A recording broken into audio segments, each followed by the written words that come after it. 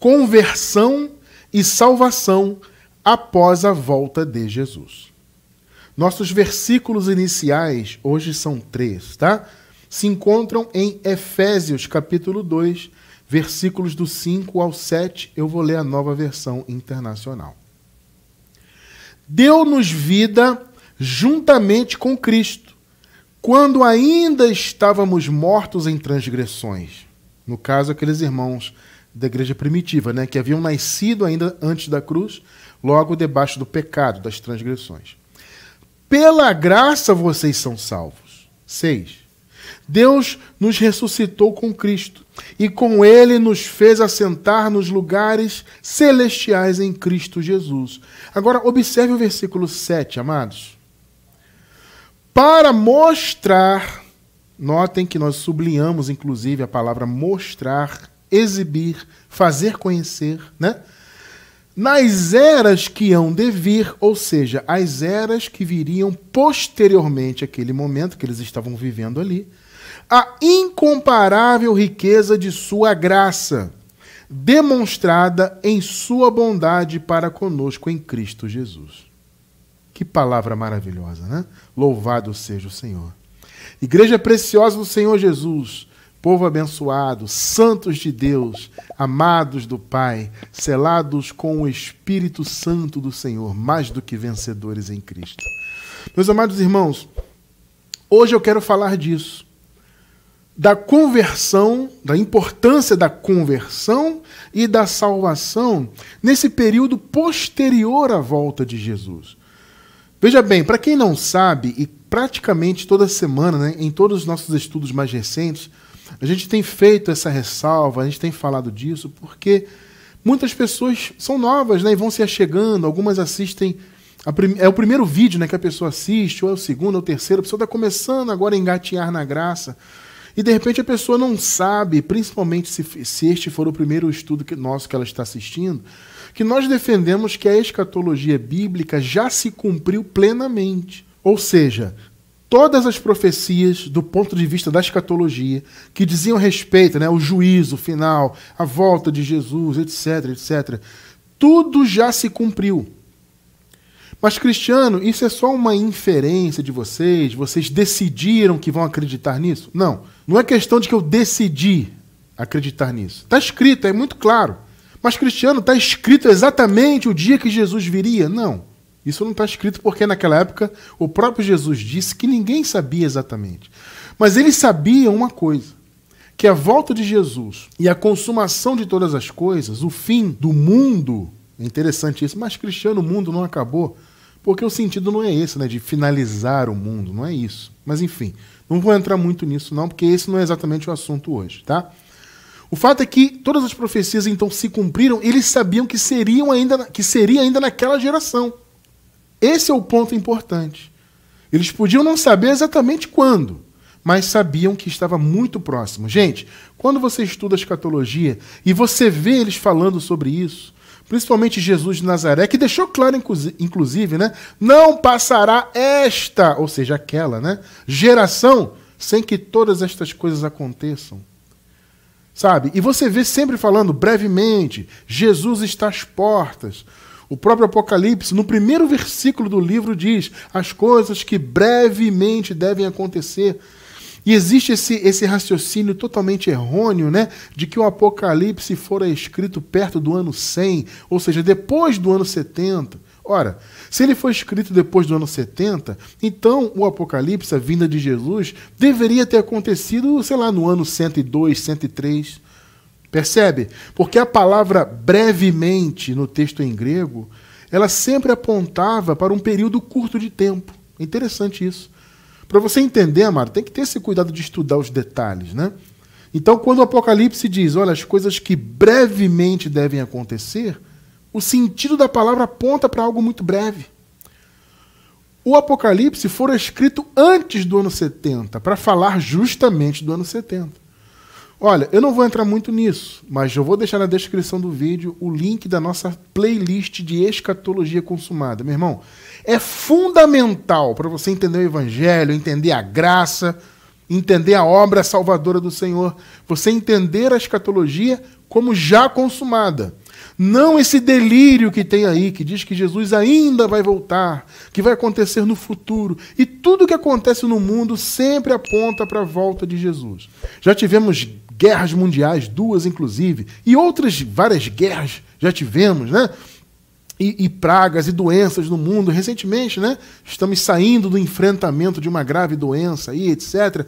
E tudo isso a pessoa sempre diz, Jesus está voltando, e nunca volta. Vocês estão percebendo? Por que Jesus nunca volta? Vai entrar vírus, vai sair vírus, vai ter guerra, vai acabar a guerra, e vai vir outra guerra. Agora tem uma guerra aí na Europa, né? Infelizmente está acontecendo lá uma guerra na região da Europa ali. Essa vai acabar, vai vir outra, e depois outra. Quem sabe até, eu espero que não. Eu espero realmente que não. Mas quem sabe até uma guerra mundial. Já houve 2. Eu espero que não aconteça mais nenhuma, obviamente. Mas o fato é que essas coisas vão acontecer e Jesus não vai voltar. Por que, Cristiano? Porque já voltou. Tá? Mas para você entender, amado, tem que estudar. Tem que sentar com calma, estudar. Então assista aos nossos vídeos dessa playlist, tá na sequência certinho para você acompanhar, que você vai entender isso aí muito bem. Bom, se nós vivemos então depois do ano 70, e nascemos inclusive, claro, depois desse ano, veja, não é 1970. Eu sempre também falo isso porque tem gente que entende assim. Não é 1900, não, é o ano 70, é antes do fim do primeiro século da era cristã, é o ano 70 depois de Cristo. Tá claro, né? Se nós então nascemos e vivemos nesse período muito posterior, né, séculos depois da consumação de todas as coisas, então eu posso dizer que nós vivemos num período pós-apocalíptico. Né?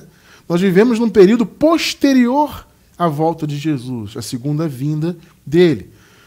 E veja bem, aí você pode perguntar, mas irmão Cristiano, se Jesus voltou então acabou tudo já? Se ele voltou, por que nós então pregamos o evangelho? Porque se ele voltou, a salvação já foi consumada? Sim, já foi. Salvação eterna. Já vamos entrar nisso aqui. Tá? Só que vocês têm que entender que há um tipo de salvação que se mantém e se manterá para sempre. É a salvação da mente, do entendimento. E essa salvação da mente, salvação do entendimento dos filhos de Deus, ela vem por meio da conversão. Então, mesmo nesse período posterior à vinda do Senhor, a segunda vinda, né, a volta de Jesus, se mantém esse processo de conversão para a salvação. Ou seja, a pessoa se converte e a sua mente é salva. Tá? Porque, veja bem, vamos voltar aqui ao versículo 7, Efésios 2, 7. Vamos voltar. O que vocês observam? Paulo disse, olha, vocês são salvos pela graça. O Senhor nos ressuscitou. E ele fez isso, ou seja, ele nos salvou, nos ressuscitou, para mostrar nas eras que hão de vir. Meus amados, vejam bem, nós somos uma dessas eras que haveriam de vir. Percebe? Ou seja, Deus, o desejo de Deus é que nas eras futuras, porque veja, eles estavam vivendo a última era antes da vinda de Cristo. Então, Paulo estava se referindo às eras que viriam posteriormente à vinda de Cristo. Isso é muito óbvio, né? Então, essas eras que viriam deveriam conhecer as riquezas da graça de Deus. É isso que Paulo está falando aqui. Para mostrar, ou seja, o desejo de Deus é que isso seja conhecido. Que mostrar é o quê? É exibir, é fazer conhecer, certo? Nas eras que viriam posteriormente, e repito, nós somos uma dessas eras, a incomparável riqueza da sua graça. Vocês estão percebendo a importância da pregação do Evangelho, então? Essa passagem que nós acabamos de ler aqui na abertura, ela é uma das provas, para mim, uma prova incontestável, da importância da pregação da graça, mesmo depois da segunda vinda de Cristo. Nós temos um estudo que fala sobre a eternidade da pregação da graça. Eu vou deixar também na descrição do vídeo o link, tá? É um estudo muito interessante e que eu me aprofundo nesse ponto aqui que eu estou passando para vocês agora, tá? Quem quiser se aprofundar mais, é só ir no link, na gravação, tá? No YouTube, na descrição do vídeo, você vai encontrar o link. Então você vê que é uma prova. As eras que viriam posteriormente à segunda vinda de Jesus, elas precisariam também conhecer as riquezas da graça de Deus. Amados, eu vou dizer para vocês, para nós conhecermos então as riquezas da graça de Deus, é só por meio da conversão. E veja, a conversão é uma atuação do Espírito em nossas vidas por meio da palavra. Não é essa conversão, entre aspas, que o sistema prega aí fora, que diz que a pessoa é que deseja aceitar a Jesus. Observe, meu irmão, minha irmã, não existe aceitar Jesus. Esse é um conceito que o sistema prega, que é um dos mais blasfemos, imundos e deturpantes da palavra. Você dizer que alguém aceita Jesus porque ela decidiu pelo seu suposto livre-arbítrio, isso é altivez humana. É altivez do homem. Isso não é de Deus, isso é da carne. É altivez da carne. Não existe aceitar Jesus. Vou deixar na descrição do vídeo também o blasfemo conceito de aceitar Jesus. Esse estudo é tremendo. Vai estar na descrição do vídeo também, na gravação no YouTube. Porque é um conceito realmente absurdo. Tá? A verdadeira conversão, amado, é Deus abrindo o coração do seu filho para ele receber a palavra. Entende? É Deus que faz toda a obra. O Paulo não disse que é Deus quem efetua em nós o querer e o realizar? É Ele que efetua, a obra é dele. Então não existe essa questão de livre-arbítrio para a pessoa escolher ser filha de Deus. O homem tem um arbítrio relativo. O Cristiano falou assim, o homem é um robô programado? Não, o homem tem sim consciência. E o homem tem sim um arbítrio, só que ele não é livre. Por que ele não é livre? Primeiro porque ele é dominado pela carne. Todos nós carregamos a natureza humana. A imagem mortal de Adão, todos nós temos. E essa imagem de Adão, essa natureza, ela influencia a nossa vida, nossos pensamentos. Principalmente quando não temos o preparo na palavra para lutarmos contra a natureza humana. Sabe? Então o homem ele tem um arbítrio? Tem, relativo a essa vida, relativo às escolhas dessa vida, a plantios que o homem faz nessa vida, né? As sementes você planta e você colhe de acordo com o que você planta. Mas isso não tem a ver com a eternidade, com ser filho de Deus, com ter sido escolhido por Ele desde antes da fundação do mundo. Porque nós somos filhos do Senhor porque Ele quis. Percebe? Não foi o meu livre-arbítrio que me tornou filho de Deus. Não foi o meu aceitar a Jesus. Isso não existe, tá? Foi o desejo de Deus estabelecido desde antes da fundação do mundo. Tá? Ele estabeleceu e escolheu, elegeu, porque eleição é isso, eleição é escolha, né? Então ele escolheu, elegeu os seus filhos. Ponto. Isso chama-se soberania de Deus. É o Senhor em sua soberania. E eu não discuto a soberania de Deus. O sistema aí discute. Não, eu não aceito. Não, é o homem que aceita, é o homem que quer, é o homem que decide. Isso não existe. Biblicamente, não. Isso existe na mente deturpada de quem está no sistema. Tá? Mas quem conhece a palavra não cai nessas mentiras. Tá? Então, a conversão é isso. É pela palavra Deus trabalhar no coração do seu filho segundo a vontade dele, no tempo dele. E aí acontece a salvação da mente. Observe, amados, que nós não pregamos para que haja salvação eterna. A salvação eterna já foi concretizada. Quando Jesus voltou no ano 70, ele trouxe o reino dele, houve a ressurreição dos mortos. Em nossos estudos de escatologia consumada tem toda a explicação sobre isso, como tudo isso aconteceu. Tá? Quem quiser então se aprofundar, é só estudar. Veja bem, é melhor você estudar do que ficar tendo essa reação infantil que muitos têm. Isso é heresia. Esse cara é falso profeta. Gente, eu estou cansado de ouvir isso. A pessoa até porque é muito mais fácil, né? Chamar algo de heresia, chamar o transmissor da mensagem, falando no caso de mim, né? Que estou aqui transmitindo a mensagem, me chamar de falso profeta. Isso é muito fácil. Eu quero ver estudar. Estudar é uma atitude adulta. Né? Agora ficar como o pessoal diz aí na internet, de ficar de mimimi, né? Porque é falso profeta. Porque não sei o quê. Isso aí não adianta nada. Vai estudar que você vai entender. Né? Então, quando Jesus voltou, ele trouxe o reino, houve a ressurreição dos mortos, aquela coisa toda, e ele consumou a salvação. Aliás, eu me lembrei de um outro tema que eu vou deixar na descrição do vídeo também. Os 3 atos da salvação. Muito interessante esse estudo, tá? Os 3 atos da salvação. Então a salvação eterna foi concluída. O que é ou o que foi a salvação eterna? Foi a libertação dos filhos de Deus da morte eterna. Salvação eterna é sinônimo de vida eterna. Entende? Então, na vinda de Cristo, os filhos de Deus foram libertos definitivamente da morte de suas almas. Porque a alma é vida. Veja, há um conceito espalhado aí, errado, de que alma são sentimentos. Não. Alma, biblicamente, é vida. Mas, Cristiano, e os sentimentos? A alma não é a psique? Claro que é. É porque na alma, que é a vida, contém sentimentos.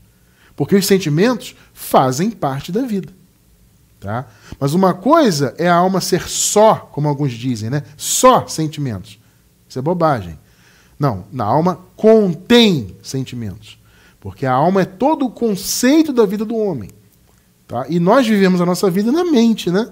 Então as coisas se processam na mente. Por isso que a alma é psíquica. Tá? Mas não significa que a alma é apenas sentimento. Ou são sentimentos. Não. A alma é vida e na vida contém sentimentos. E essa alma, então, do Filho de Deus, dos filhos de Deus, né? As nossas almas, portanto, são eternas. Por quê? Porque se a alma é vida e a vida do Filho de Deus é eterna, então as almas são eternas. Então, veja, nós temos estudos sobre isso. Vou deixar também na descrição do vídeo. Cristiano França, eu quero entender essa coisa da alma. Eu achava que a alma morria e... Gente, isso não faz sentido. A alma do Filho de Deus, aquele que foi eleito por ele antes da fundação do mundo, essa alma é eterna. Nós temos uma playlist também sobre a questão da alma e da eternidade da alma. Vou deixar o link da playlist na descrição do vídeo. Tá? Então a salvação eterna foi a libertação dos filhos de Deus daquela condição de morte. A condição de morte, né, ou seja, o Filho de Deus morria biologicamente e a sua alma ia para a morte, para o Hades, né, e ficava ali retida naquela não existência, por assim dizer, até que Jesus veio e acabou com essa condição para os filhos de Deus.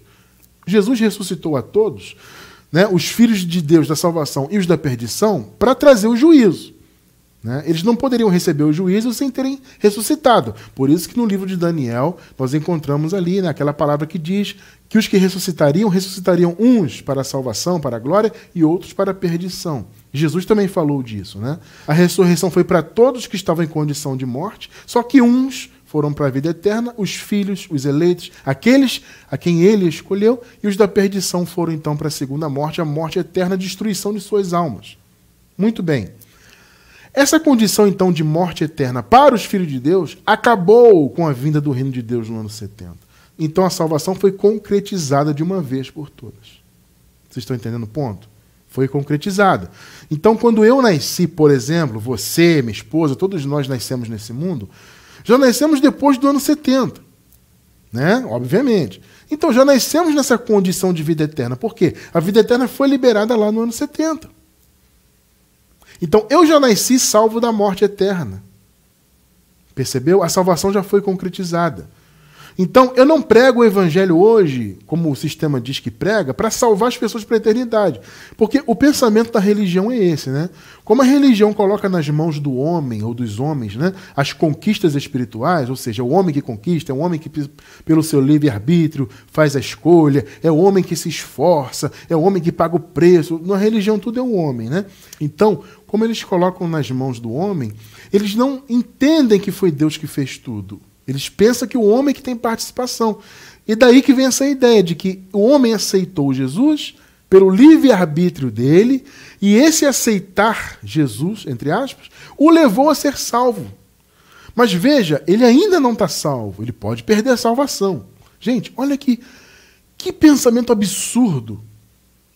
Se você para pensar, você vê que é muito absurdo isso. Não tem nada disso na Bíblia. Mas é o que é pregado em 99,9% das chamadas igrejas, que são as denominações religiosas.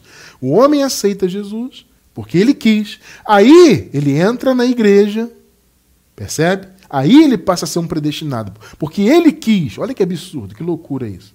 Aí ele entrou na igreja, aí ele é batizado, ele participa da Santa Ceia, ele é fiel dizimista, ele anda com a roupa que eles mandam andar, e sobe um monte, e jejua, e sacrifica daqui e dali, para tentar ser salvo.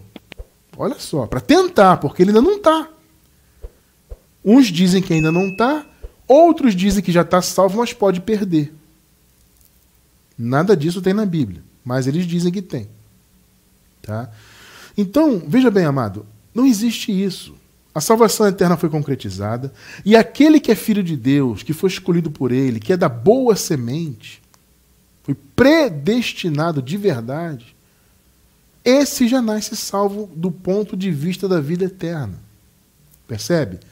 Eu não vou entrar muito nisso também. Olha, eu vou escolher, nós temos alguns temas que falam sobre salvação.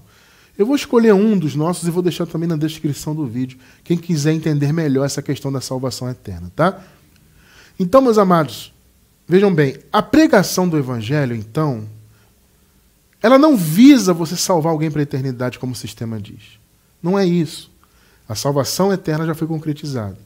A pregação do Evangelho, então, é para quê? É para salvar o entendimento dos filhos de Deus. Quando eu nasci nesse mundo, eu nasci salvo do ponto de vista da vida eterna. É isso que eu acabei de dizer agora. Você também, todos nós que somos filhos de Deus. Eu fui eleito antes da fundação do mundo. Então, quando eu nasci aqui, para cumprir o propósito de Deus, porque se eu estou aqui é porque Deus quis que eu estivesse. Então, estou aqui, eu, você, todos nós, cumprindo o propósito de Deus. Percebe? Eu já nasci salvo quanto à vida eterna. Agora, a minha mente precisava de salvação. O meu entendimento precisava. Tanto que eu passei 20 anos na religião, se eu contar desde criancinha de colo, né? Porque eu fui batizado católico. Minha família era católica. Então, eu passei todo esse período até começar a caminhar dentro do Evangelho da Graça. Foram 20 anos, um pouquinho mais de 20 anos da minha vida. Ou seja, nesse período, eu era um religioso e a minha mente precisava de salvação. Veja, não o meu espírito, a minha alma. Não, isso já estava concretizado, a salvação eterna. Então não era a minha alma, nem o meu espírito que precisava de salvação eterna. Era a minha mente que precisava da salvação pelo conhecimento do Evangelho. Para que o meu entendimento fosse resgatado do sistema religioso. Seja religiões de matriz africana, como dizem, né? Católico, pentecostal, ou seja, protestante de todos os segmentos, não importa, tudo isso é sistema religioso. Então, quando o Evangelho da Graça te é revelado, você é liberto disso, é a salvação da mente. Então, amado, veja bem, mesmo nesse período posterior à vinda do Senhor, a conversão e a consequente salvação, não salvação eterna, salvação do entendimento nesse mundo, isso se mantém, obviamente. Porque senão, todos nós estaríamos ainda vivendo no engano. Mas a conversão e a consequente salvação da mente libertou nosso entendimento. E nós pregamos para que isto ocorra também com tantos quantos filhos de Deus for possível acontecer. Nós temos que pregar a palavra. Como ouvirão se não há quem pregue? Paulo falou, né? Então nós temos que pregar para que os filhos de Deus conheçam o Evangelho. Para quê, irmão Cristiano? Para alcançarem a salvação eterna? Não, já são salvos, sempre salvos. Mas para alcançar a salvação em seus entendimentos. Para isso, o primeiro passo é a conversão. Irmão Cristiano, o que é a conversão, então, à luz da Bíblia? Vamos lá. 2 de Coríntios, capítulo 3, versículos 15 e 16. De fato, até o dia de hoje na época da carta, tá, gente? Mas isso serve para hoje também, na verdade, né? Mas aqui no texto se refere àquele período lá. De fato, até hoje, quando Moisés é lido, Moisés aqui, claro, não é a pessoa, a persona de Moisés, mas o que Moisés representava, ou seja, o antigo pacto, a lei, né? Então, quando o antigo pacto, quando Moisés é lido, um véu cobre os seus corações. Aqui Paulo está se referindo aos religiosos, mais especificamente aos israelitas, que viviam debaixo da lei. Então, quando havia a leitura do Antigo Pacto e a vivência do Antigo Pacto, né, naquele momento, um véu cobria o coração. O coração é a mente. Biblicamente, coração é a mente. Então, a mente dos religiosos, as mentes, estavam cobertas por um véu. Que véu é esse? Moisés, o Antigo Pacto. Aí veja o que Paulo disse no 16. Mas, quando alguém se converte ao Senhor, o véu é retirado. Meus amados, o que é então se converter a Deus? A palavra converter aqui no grego é epstrefo, significa voltar-se para. Percebe? Então você está olhando para esse lado, você se volta para o outro lado. É isso. É voltar-se para. É se virar, né? Já viu quando alguém bate no seu ombro e você vira para a pessoa? O sentido literal é esse. É você se virar para um outro lado. Ou seja, converter-se ao Senhor é a pessoa virar-se para Deus. Olha que tremendo. É ela mudar a direção da sua visão. Então, ela tem uma visão, por exemplo, no ateísmo. Ah, eu sou ateu. Mas, de repente, o Evangelho é revelado. Isso já aconteceu com muitas pessoas, né? O Evangelho é revelado, então ela se volta para Deus. Ou então, ela é uma religiosa. Os olhos delas, dos religiosos, estão voltados para a religião dele. É um véu. Olha o que Paulo falou. Tá? E aí a pessoa, de repente, pelo poder de Deus, porque isso é Deus quem opera, ela se volta para o Senhor. Então o véu é retirado. Amado, sabe o que significa revelação? Quando a gente fala isso, a revelação é o quê? É retirar o véu. A palavra revelação significa isso, literalmente, retirar o véu. Então Paulo diz que a religião, no caso dos judeus ali, dos israelitas, que era Moisés, cobria os corações deles. Inclusive, o véu, né, que é dito aqui, era uma túnica que cobria a cabeça inteira, não só os olhos. Né? Cobria a cabeça inteira, ou seja, cobria o entendimento, a visão, o coração, né? Como eu falei, coração é a mente. Né? Então, Moisés era esse impedimento para que as pessoas vissem o Evangelho, vissem Jesus. Entende? Mas quando a palavra penetrava, a pessoa então se voltava para Deus. Então o olho dela estava em Moisés. O Evangelho foi revelado, ela ouviu e a fé veio, né, de dentro para fora. A palavra diz que a fé vem pelo ouvir, né? Ela vem de dentro para fora. A pessoa é filha de Deus, ela já tem o dom da fé. E a fé se manifesta em sua mente. Aí ela se volta para Deus. Esse sentido aqui de converter-se, né? Ela se volta para o Senhor e então o véu é retirado. Ou seja, o impedimento que ela tinha nos olhos, que não permitia essa pessoa enxergar o Evangelho, enxergar Jesus Cristo ressuscitado, esse véu é retirado. Então, conversão é isso, é você se voltar para alguma coisa, no caso aqui para Deus. Então, amados, eu, por exemplo, falando da minha experiência, eu passei, como eu falei agora há pouco mais de 20 anos, se eu contar desde que eu era criancinha de colo. 20 anos dentro do sistema religioso. Os meus olhos estavam ali. Em um período curto, fui católico. Depois fui pentecostal. A maior parte da minha vida religiosa foi como pentecostal. Durante 6 anos fui da igreja batista, aquela bem tradicional. Passei um pequeno período frequentando a chamada igreja adventista do 7º dia, aquela do sábado, que guarda o sábado, né? Eu não cheguei a ser membro, etc., efetivo, mas eu frequentei por um curto período de tempo. Durante todo esse período na minha vida, eu não estava convertido a Deus. Eu pensava que estava, porque eu estava na igreja, né? Ah, eu louvo a Jesus, eu prego. Inclusive, eu sou pregador desde os 15 anos de idade. Então, novinho pregando, e sendo líder, e fazendo e acontecendo, etc. Eu achava que eu estava convertido para Deus, mas não estava. Eu estava me voltando para a religião. Por quê? Porque eu tinha um véu. Porque a religião chamada cristã, que na minha opinião não tem nada de cristã, ela, na verdade, é uma mistura da mensagem de Jesus com o Antigo Pacto, né? São conceitos do Antigo Pacto misturado com o Evangelho. Então, tem toda essa mistureba, como eu costumo dizer, né? Esse sincretismo, né? Essa mistura aí de conceitos. E essa mistura, assim como Moisés era e segue sendo até hoje, né? Mas aqui no caso desse contexto que acabamos de ler, Moisés era aquele véu ali para os israelitas. A religião chamada cristã, o cristianismo, hoje também é um véu no coração do povo. Então, eu achava que eu estava convertido ao Senhor, mas eu só me voltei para Ele quando eu abri mão desse sistema, quando Deus abriu o meu entendimento. Aí aconteceu o quê? A revelação da graça. Aí entra o sentido literal, né? Revelação é retirar o véu. Ou seja, a graça chegou até os meus olhos, porque o véu da religião cristã, né, foi retirado da minha cabeça. E aí eu me converti. A partir do momento que a pessoa se converte, o véu é retirado. Uma vez que o véu é retirado, então os meus olhos passam a ser iluminados. Porque os olhos estavam encobertos, né, pelo véu. Quando o véu é retirado, os olhos enxergam. Percebe o sentido? Efésios 1, do 17 ao 19. Para que o Deus de nosso Senhor Jesus Cristo, Pai da glória, vos dê em seu conhecimento o espírito de sabedoria e de revelação. Aqui o Paulo está dizendo que orava pelos Efésios para que isso acontecesse, né? Para que eles recebessem espírito de sabedoria e de revelação. 18. Tendo iluminados os olhos do vosso entendimento, para que saibais, olha só, para que saibais, percebeu?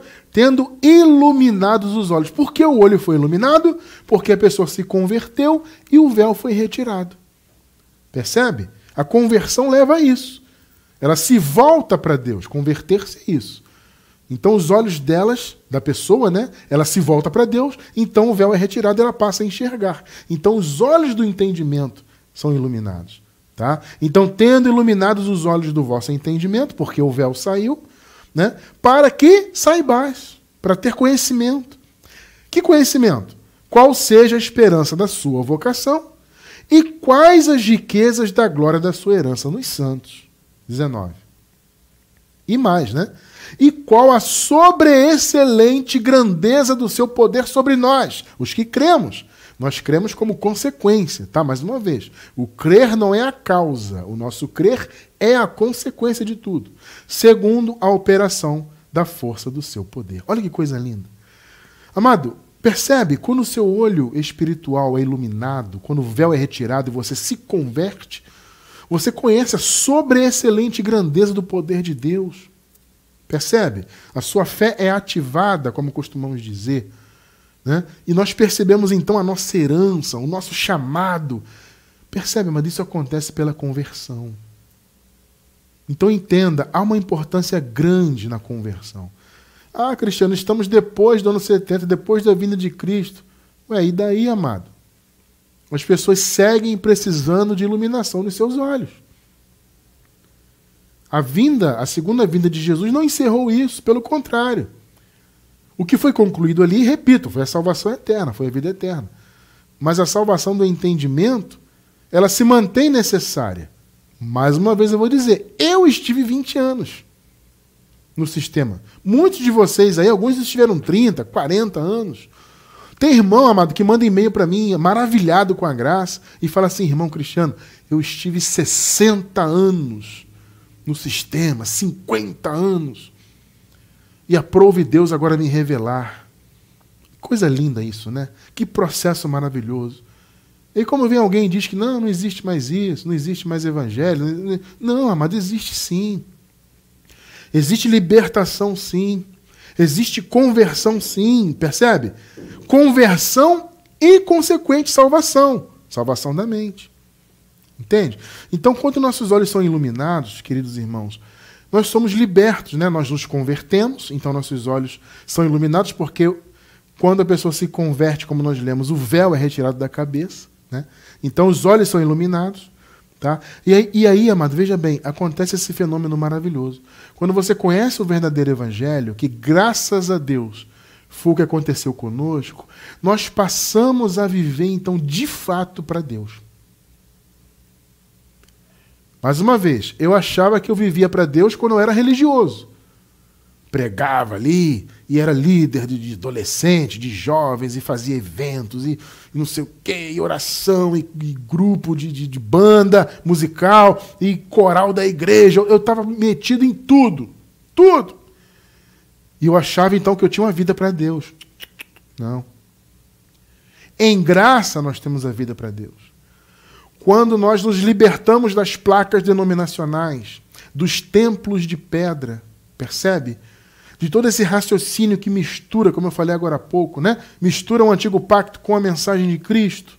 Percebe? Aí sim nós vivemos para Deus. Quando nós nos libertamos de tudo isso. Gálatas 2,19. Pois, por meio da lei, olha o que Paulo fala. Eu morri para a lei. Porque, veja bem, Jesus morreu por causa da lei, certo? Ele morreu, inclusive, para cumprir a lei. E nós morremos com ele. Então, por causa da lei, nós morremos para ela. Porque a lei matou Jesus, consequentemente, nós morremos também com ele, né? Ou seja, ele morreu por causa do cumprimento da lei, para derramar o seu sangue de Cordeiro de Deus, e nós morremos com ele. Então, por meio da lei, eu morri para a lei, agora veja aqui, a fim de viver para Deus. Percebeu? Gente, Paulo era um dos mais ferrenhos religiosos da lei. Paulo disse, inclusive, que ele era fariseu. Ele era um seguidor da lei irrepreensível. Então ele tinha um grande desempenho religioso, assim como muitos de nós tivemos. Mas o que Paulo disse? Agora que eu morri para a lei, que eu não sou mais um religioso, agora sim eu vivo para Deus. Pegou, né? Percebe, amado? A importância da conversão é para isso. É para fazer você se voltar para o Senhor, ao invés de estar com os olhos no ateísmo, na religião X, na religião Y, sabe? Perdido aí em pensamentos errôneos, longe do Evangelho. Não, o Filho de Deus não deve viver assim, meu irmão. O eleito do Senhor, predestinado, escolhido por Ele, não tem que viver assim. Nós seguimos aqui lutando, pregando o Evangelho, na esperança de libertar cada vez mais pessoas. Não é salvar os filhos de Deus para a eternidade, não. Isso Jesus já fez.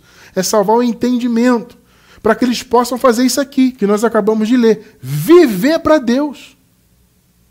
Porque enquanto você é religioso, ou você é ateu, ou você, sei lá, qual que seja o segmento que não seja o Evangelho, você não vive para Deus. Percebe? Então a conversão, ela traz isso. Ela retira o véu, liberta você da religião, assim como Paulo, né, foi liberto aqui da lei. Ele fala, eu morri para a lei, para viver para Deus. Então a conversão nos liberta da religião, para vivermos para Deus. Isso é o quê? Isso é a transformação. Percebe? É a mudança de mente. Veja, a palavra arrependimento, no grego, é metanoia, né? Ela significa transformação da mente, mudança da mente. Essa transformação que vem pela iluminação dos nossos olhos, né? Quando você contempla de fato a palavra de Deus e conhece o Senhor dentro daquilo, claro que Ele nos permite conhecer dele, então nós somos transformados. Entende? A nossa vida é transformada. Você não, amado, você não aceita mais viver na religião. Pode perceber isso. Você mesmo que está em graça, você pode se lembrar da sua experiência. Pensa bem. Você se satisfaria hoje ouvindo uma mensagem do sistema? Não. Você pode ouvir qualquer pastor do sistema aí. O camarada pode pregar super maravilhosamente bem, ser um cara super eloquente. Você pode até ouvir, de repente, reter o que é bom, isso ou aquilo, mas você não vai se satisfazer. Por quê? Você passou pela transformação do seu entendimento. Uma vez que você foi convertido para o Evangelho, você se voltou para Deus, você não aceita mais esse alimento ruim do sistema. Entende? Porque a sua mente foi transformada, você vive agora para Deus. Então a mensagem do sistema não é alimento sólido. Quando muito é leite, né? O Paulo faz essa comparação, né? Leite vos dei de beber, não alimento sólido. Né? O alimento sólido é o genuíno Evangelho de Jesus Cristo, a palavra da graça. Fora disso, ou é leite ou nem leite é. A maioria aí, amado, nem leite prega. Tá? Tem uma ou outra denominação que até tem uma mensagem que eu poderia dizer que seria leite. Porque o leite, bem ou mal, ele tem nutrientes, né? Bem ou mal ele tem. Então, tem mensagens aí que você ouve que até pode ser um leitinho, mas alimento sólido não é. E a maioria nem leite prega, repito. Tá? Então você hoje não aceita mais as mensagens do sistema porque você rejeita aquele alimento fraco. E por quê? Porque você foi transformado. Agora você vive para Deus. A sua mente passou pela metanoia, pela transformação, pelo verdadeiro arrependimento que Deus dá. 2 Coríntios 3,18. Também nova versão internacional. Olha só. E todos nós, que com a face descoberta contemplamos a glória do Senhor. Olha só o que Paulo fala, gente. Com a face descoberta. Veja que 2 Coríntios 3,18 é o contexto lá, né? Que nós lemos, que Paulo falou que Moisés era um véu. É aquele contexto. Aí ele fala, olha, agora temos a face descoberta. Ou seja, o véu da religião de Moisés foi retirado de nossa cabeça, de nossos olhos. Então agora com a face descoberta, ou seja, sem véu, nós contemplamos a glória do Senhor. Segundo a sua imagem, estamos sendo transformados com glória cada vez maior, a qual vem do Senhor, que é o Espírito. Olha que coisa linda. Percebem o que Paulo fala? Uma glória cada vez maior. Por quê? Porque é um processo de aprendizagem, de experiência com Deus, de crescimento, de conhecer a palavra. É um processo. Há aquele primeiro estalo, sempre há. Né? Você ouve a graça pela primeira vez e você, opa, essa palavra aqui, eu gosto disso aqui. Eu quero aprender mais sobre isso aqui. Então tem esse primeiro estalo da revelação.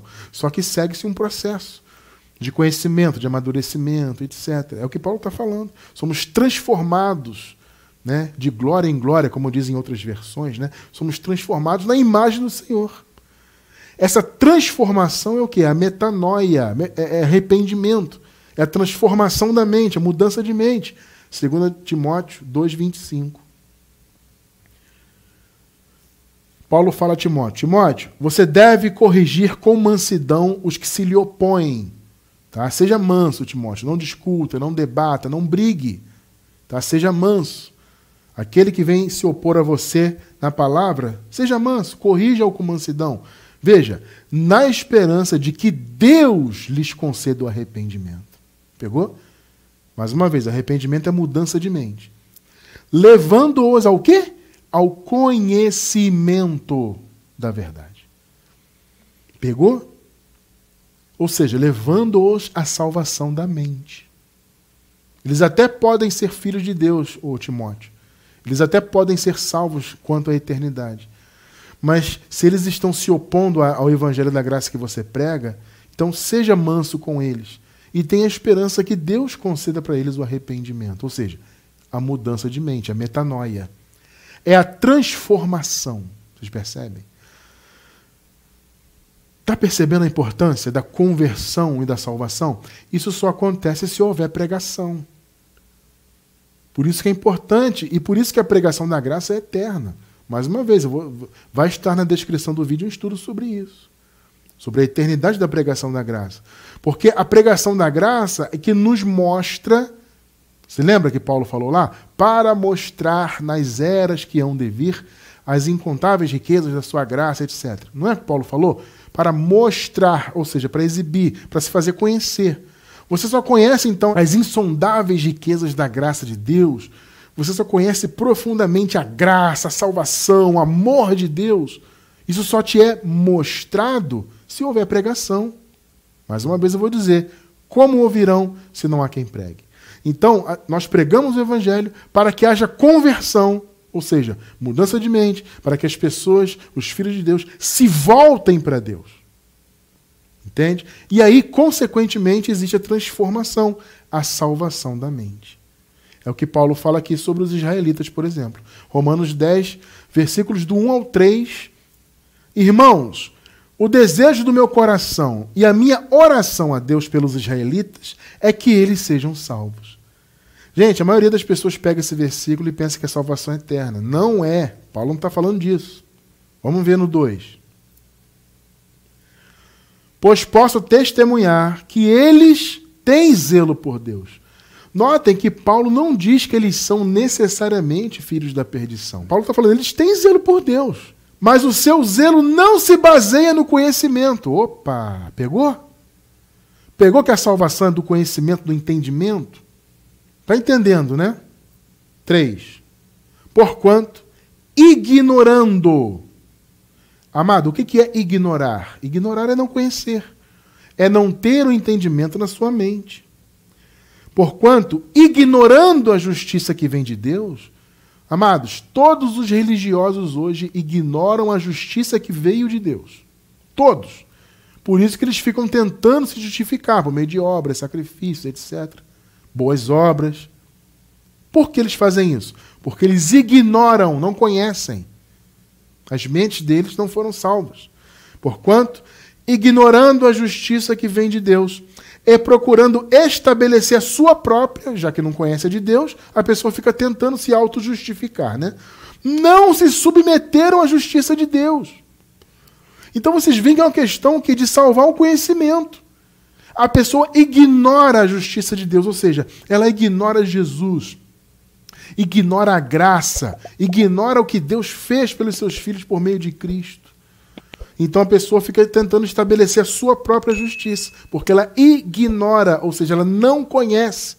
Então aqui Paulo está falando de salvação da mente. Olha, eu quero que a mente dos israelitas sejam salvos. Claro, seria salvo aquele que era eleito de Deus. Aquele israelita na carne que também era, por assim dizer, israelita no espírito, né? Esse seria salvo, sim. E o desejo de Paulo é que todos fossem, mas Paulo sabia que não era assim que funcionava. Mas era um desejo dele. Ele fala, eles até têm zelo por Deus, na religião, mas é um zelo sem entendimento. Pegou? Paulo está falando de salvação do entendimento. 9 e 10 agora. Se você confessar com a sua boca que Jesus é o Senhor, veja bem, se a pessoa faz isso é por quê? Porque ela acreditou, certo? Ela creu, né? Então ela confessou com a boca. Crie, por isso falei, não é o que Paulo diz? E se você crer em seu coração que Deus o ressuscitou dentre os mortos, ou seja, se você crê em Jesus Cristo ressuscitado, será salvo. Salvo de quê, irmão? Da morte eterna? Salvação eterna? Não. A sua mente será salva. Percebe? Por que os israelitas viviam estabelecendo a sua própria justiça? Paulo falou, eles têm zelo por Deus, mas não têm conhecimento. Ou seja, o conhecimento, o entendimento deles precisa ser salvo. Eles precisam se libertar dessa religião. Entende? Precisam conhecer Jesus Cristo ressuscitado, confessá-lo como Senhor, crer nele no coração. E aí eles vão ser salvos, na mente. 10. Pois com o coração se crê para a justiça. Opa, irmão Cristiano. Você nos disse aí na semana passada que era a fé de Jesus que justificava, não é isso? Nós trouxemos aí recentemente esse estudo. Nas versões em português, na maioria aparece você é justificado pela fé em Jesus. E nós trouxemos o entendimento correto. Não é fé em Jesus. Foi pela fé de Jesus. A fidelidade de Jesus que trouxe a justificação para o povo de Deus. Mas Cristiano aqui está dizendo, pois com o coração se crê para a justiça. Gente, o que Paulo está falando? Quando você crê no seu coração, você se submete à justiça. Amado, você não pode esquecer do contexto para você entender o texto. Não é o coração se crê para alcançar a justificação. Paulo não está falando disso. A justificação foi dada, como nós vimos no estudo anterior, ela foi dada pela fé de Jesus. A nossa fé que nós temos em Jesus é uma consequência, não a causa. Já explicamos isto muito bem, amado, no estudo anterior, tá? Então, se crê com o coração para se submeter à justiça, porque os israelitas, por ignorarem a justiça de Deus, eles estabeleciam a deles própria. Né? Ficavam tentando se justificar pelas obras da lei. Aí Paulo está dizendo, quando você crê, quando você confessa o Senhor, ou seja, quando você se converte, confessa a Ele, você é salvo, ou seja, sua mente é salva, e aí você se submete à justiça. Você crê para viver a justiça. Tremendo, né? E com a boca se confessa para a salvação. Salvação da mente, todo o contexto fala da mente, de conhecimento, percebe? Tremendo isso. Então, quando nós pregamos hoje, é para que as pessoas também confessem Jesus Cristo ressuscitado, Deus sobre todos. Entende? Elas se libertem da religião, seja qual for, e confessem Jesus. Uma vez que ela confessa Jesus e crê em Jesus no seu coração, que no caso é a mente, né? Como Jesus Cristo ressuscitado, Deus sobre todos, ela se liberta do sistema religioso. A mente dela é liberada do véu. Os olhos são iluminados, percebe? E aí acontece a transformação. Essa sequência. Conversão, transformação e salvação da mente. A salvação da mente é o ápice disso, entende? É o objetivo. É onde se chega. Primeiro vem a conversão. A pessoa está com um véu da religião nos olhos, o véu é retirado. Ou seja, ela se converteu, ela se voltou para Deus. Aí acontece o quê? A transformação, metanoia, arrependimento. E isso leva ao quê? A pessoa confessar Jesus e ter a sua mente salva. Nós militamos aqui, meus amados, pelo Evangelho, mais uma vez eu vou dizer, para que haja salvação da mente do povo de Deus.